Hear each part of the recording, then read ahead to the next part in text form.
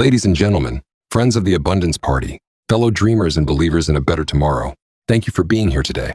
We're about to dive into some deep philosophical waters because, as we like to say, a little wisdom never hurt anybody, unless you're running for office. So, let's talk about a guy who's probably one of the most misunderstood visionaries of our time, my dear friend, George Gilder. If you don't know him, imagine a cross between Steve Jobs, your favorite philosophy professor, and that one uncle who insists on talking about quantum physics at Thanksgiving dinner. Gilder is a man who's seen the future, and no, it's not filled with hoverboards and robot maids, though that would be nice. Instead, it's a future where capitalism, yes, the big bad wolf of Wall Street, is actually a love story. Hold on, I know what you're thinking. Did he just say capitalism is about love? I did.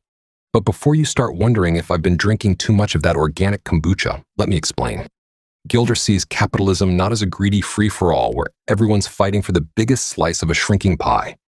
No, he sees it as a celebration of creativity, generosity, and yes, love. It's about giving, not just taking. Now, I know some of you are squirming in your seats. Isn't capitalism all about making money? Sure, but Gilder teaches us that money isn't the goal. It's the byproduct of doing something meaningful, of creating something beautiful, of serving others. In Gilder's world, the best entrepreneurs are like artists. They don't paint for a paycheck. They paint because they can't not paint. They give their creativity to the world, and in return, the world gives back in spades. But here's where Gilder really flips the script on conventional wisdom. He says that the key to abundance isn't hoarding what we've got. It's giving it away. Imagine that. In a world where we're all being told to save, to squirrel away every penny for the inevitable economic winter, Gilder comes along and says, no, you've got it all wrong. The more you give, the more you get. And no, he's not talking about a pyramid scheme. He's talking about the true nature of wealth, the wealth of ideas, of creativity, of love.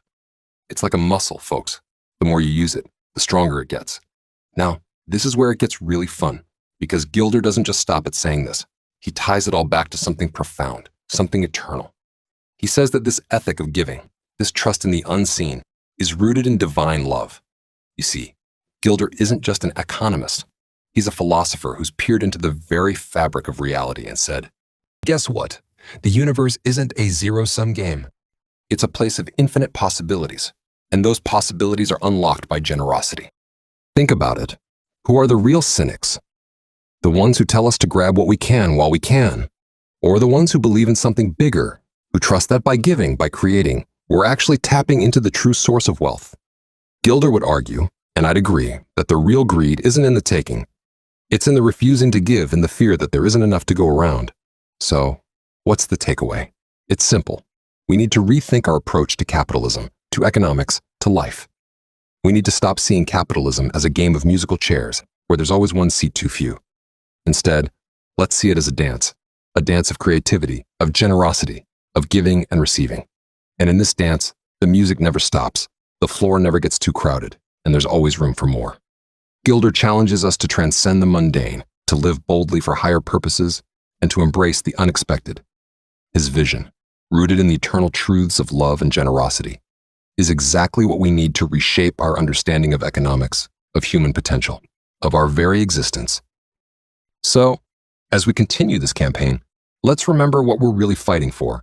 Not just policy, not just power, but the possibility of a world where everyone has the freedom to create, to give, to thrive. Because in the end, that's what true abundance is all about.